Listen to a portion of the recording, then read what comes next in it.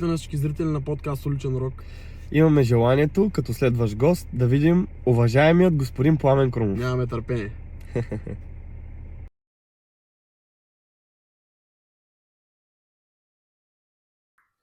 Здравейте и добре дошли в третия подкаст на Уличен рок. Днес наш гост е човек, който е преминал през много и навсякъде околни са съобразявали с него.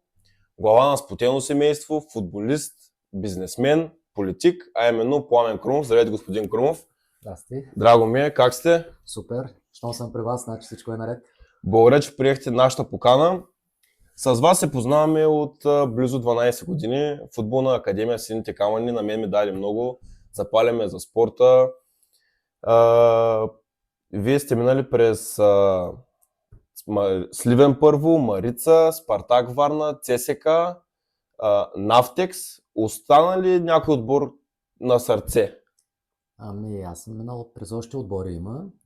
Бях първо Сливен, после Марица, после ЦСКА, после Ботев Пловдив, Спартак Варна, Нефтохимик, Черноморец. Това са отборите, в които съм играл. На всеки един отбор съм дал всичко, което мога да дам от себе си като спортист и човек, и всеки един от тях ме е на сърце. В тези отбори сте били лидер както на терена, така и в съблекалната. Трудна ли е тази задача? Ами да, трудна е. Трудна е тази задача, но когато си чист човек и даваш сърце и душа за съблекалната, всичко става по лесния начин. Има едно име в сливенския футбол. Колю Иванов, по-познат като Бат Колю. Какво ви носи това име на вас? Ами Бат Колю беше човека, който ми подаде ръка за футбола, който ме взе от Жельо Войвода и така до ден днешен си го обичам страшно много. Вие преди... Защото по вашето време е имало много спортове. Как избрахте точно футбола? Ами по наше време имаше всичко. Идваха в училище, гледаха ни и казаха: ти ставаш за борба, ти ставаш за лека атлетика, ти за футбол. Аз тренирах и борба, и футбол, и хандбал. И накрая си избрах футбол, защото това ми беше правя годинонощно по улиците. Да, а какво е вашето мнение? Защото по вашето време, по времето на нашите родители е нямало условия, нямало е треньори с лицензии, висококачествена екипировка, топки, бази и е имало успех. А сега като го има това, всичкото няма успех. Какво е вашето мнение по този въпрос? Мнението ми е първо, че ние търсехме улицата. В момента улицата я няма. Ние играехме по асфалта, ние играехме по сгорията, нямаше ги изкуствените терени, нямаше естествените терени, освен селските. Но когато човек иска да гони нещо и да постига, нашите родители, което в основата на това нещо, те не знаеха ние къде тренираме. А сега родителите карат децата до съблекалната, да не ги навали дъжда, да ни настинат, а при нас нямаше такива неща. Нас не знаеха къде сме. И ние го искахме това нещо и се получи. Може ли да се каже, че сегашните поколения са по-така изнежени? Смело мога да го кажа, и това трябва всеки един родител да се замисли как да направи така, че детето му да е самостоятелно, да не стои до него, да не му учи уроците вместо него, да не го води до стъпалата на училище, да остави треньорите да му решават как ще играе, къде ще играе, поста му какъв ще е, защото нашите родители, пак казвам, те не знаеха къде тренираме, камо ли да се обаждат на треньора къде да играеш. Има слух, не знам, слух, идея за Сините камъни в трета лига. Реално ли е това нещо? Да, напълно реално е. Говорил съм с няколко приятели, които са готови да подпомагат финансово, защото сам няма как аз да се справя с тази задача. Но ще върна малко, когато ти почна с това, че ти си част от Сините камъни от 12 години. Да. А тя Сините камъни е направена в 2013 година. Нали, всеки може да ги сметне ти от кога си там, което аз съм щастлив, че Сините камъни има един талантлив човек, едно момче, което сега се радвам, че съм при теб, и за това се съгласих, защото явно спорта, семейството, което живееш, са ти дали това, ти да бъдеш преди всичко човек. Благодаря. Наистина, благодаря. Наскоро създадохте фондация. Трудно ли е в наше време да се помага, да бъдеш човек? Ами аз с това почнах. Първо трябва човек да го чувства едно нещо, да бъде истински човек, не да го прави комерциално. И затова създадахме тази фондация, с колегите, които са от нашата група Пламен Крумов и приятели в Общинския съвет, си вкарваме голяма част от заплатите и по този начин ние подпомагаме спорта, но не само спорта. Почнахме да подпомагаме култура, ще почнем да подпомагаме образование, медицина, всичко това, което е добро дошло за Сливен. Ние направихме така, за да може да се подпомага, а не да искаме само да взимаме. Малко се връщам, размених малко темата, но футболен клуб Сините камъни, каква е причината за създаването? Бизнес, мода, любов към футбола или нещо друго? Сините камъни е любов към футбола. Сините камъни я създадахме, стоейки на Жельо Войвода вкъщи, беше предколедно, с момчета като Крум Стоянов и Гош Терзиев и бяха там седнали пред нас Христо Желев, Мариан, Илян и Стефан Стайков. И тези момчета нямаха какво да правят. Те бяха младички и големите Крум и Гошо ме помоляха защо не направиш футболна школа. Ти обичаш футбола. И аз им казах, да, ще го направя, нали, но трябва да даваш доста финанси, така да ти го обичаш. И тогава аз реших да направя школата с още един мой приятел, Илян Михайлов и Пламен, така другото момче. Решихме да създаваме футболната школа и мисля, че смело, на фона пак казвам, ще се повторя и ще се потрета и се радвам, че ти си част от тази школа. Твоя баща беше в голямата част и до ден днешен помага на Сините камъни, което искам да му благодаря тук в ефир.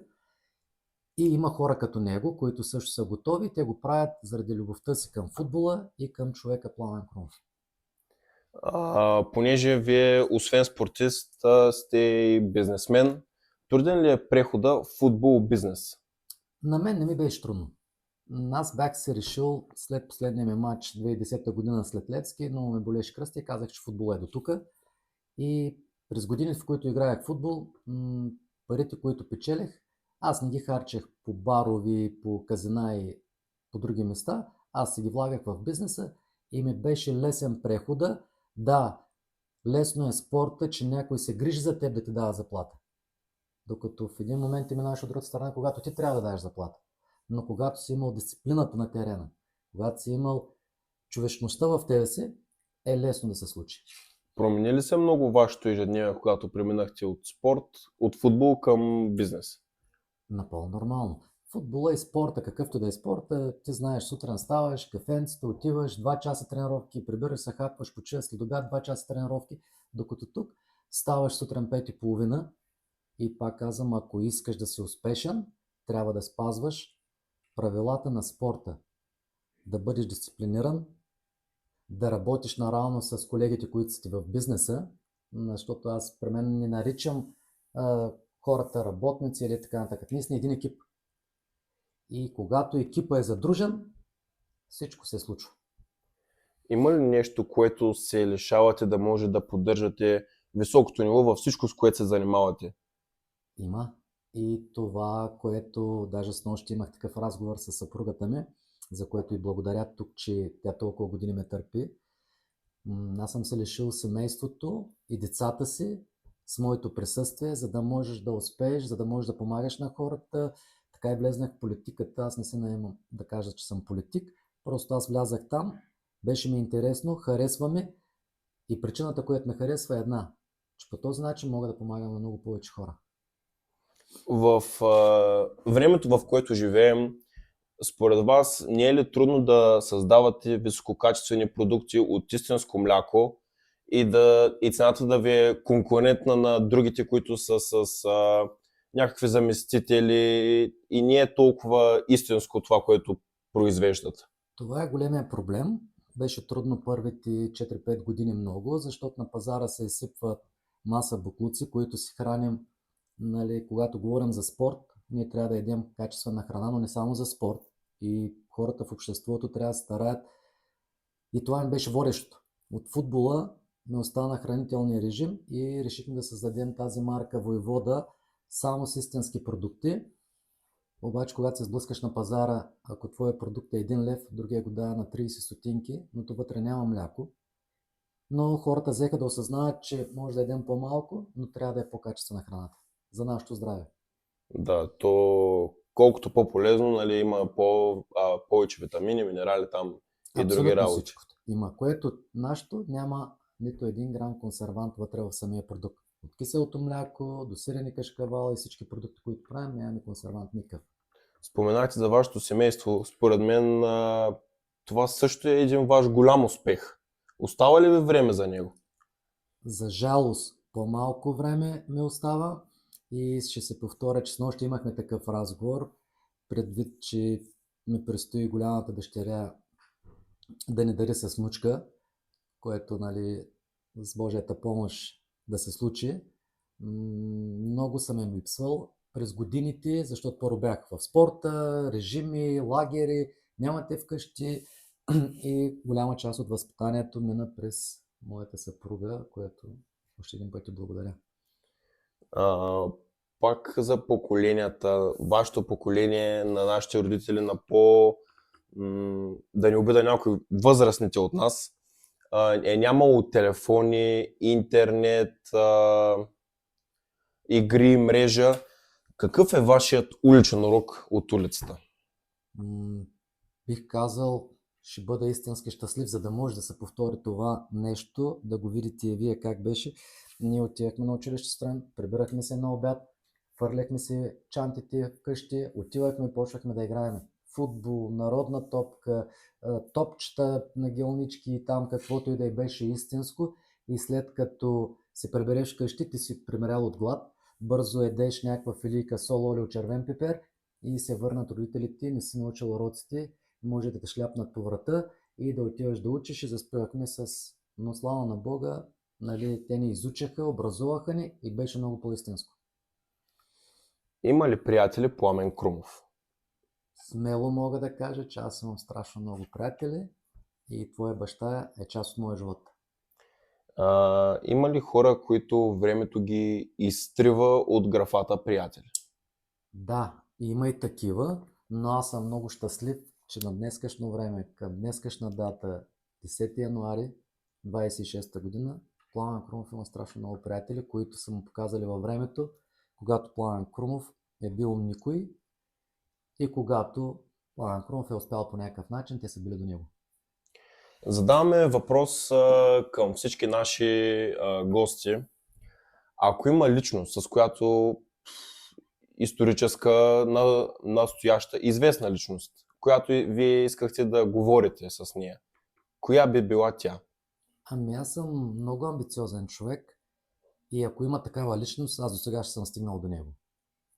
Личностите, които са в България и по света, да, има личности, които са по света, не можеш да стигнеш до тях поради една или друга причина, но за мен мисля, че няма невъзможността. И там, но в моя живот до тук, до 50 плюс, съм си работил така, че ако искам да се срещна с някой, аз правя всичко възможно да се видя и да си поговоря с него. Как виждате личностния си план, бизнес плана ви след 10-15 години? Първо искам да съм здрав, жив, аз и моето семейство и цялата ни фамилия, която е много задружна.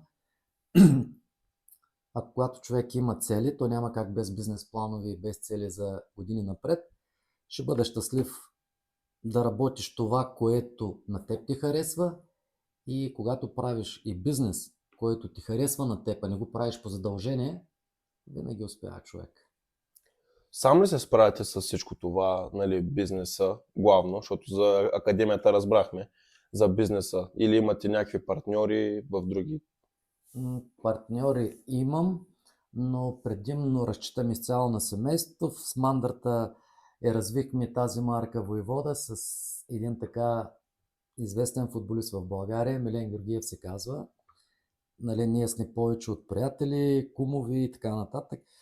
И с него решихме да направим за тази храна истинска и за сега успяваме. Как бихте мотивирали младите хора, които искат да станат футболисти, искат да започнат бизнес, искат да имат сплотено семейство, как бихте ги мотивирали? Първо, да бъдат добри хора, защото на днескашно време нещо това се обърка, всеки гледа комерциалното и личното и е готов да мине през някой, за да може той да е добре. Моя съвет и към теб, това, което виждам в годините, в които те познавам, ти се стараеш, пак казвам, първо да бъдеш добро момче, чист човек и така искаме младите да не ги вълнува колко е скъпа тази кола, колко скъпи са тези дънки, защото ще го дам като пример, когато аз играех 2003 година за 10 000 лева заплата на месец в нефтохимик, хората работеха за 300 лева на месец. И аз никога не съм се позволявал да си купувам дънки от 300, 500, 600 лева. Винаги съм гледал да бъда умерен и на моите деца по същия начин. Да им купувам дънки равни, които могат да си позволят и другите родители. Това е основното нещо. Да бъдеш чист човек, добър човек, да имаш характер, да искаш да постигаш. И когато тези неща ги обединиш всичките, няма как да не се случи. Значи, да обобщим, вие искате, няма значение от твоя статус, да всички хора да се държат като равни. Това лично в мое лице и в моето семейство и на моите деца винаги така ги възпитавам. Независимо дали имаш 5 лева повече от другия, ти трябва да се държиш с другия човек като равен с равен. Защото съдбата по някакъв начин ти е дала ти да караш по-скъпа кола, да имаш по-хубав телефон, но това не те прави по-различен от другия човек.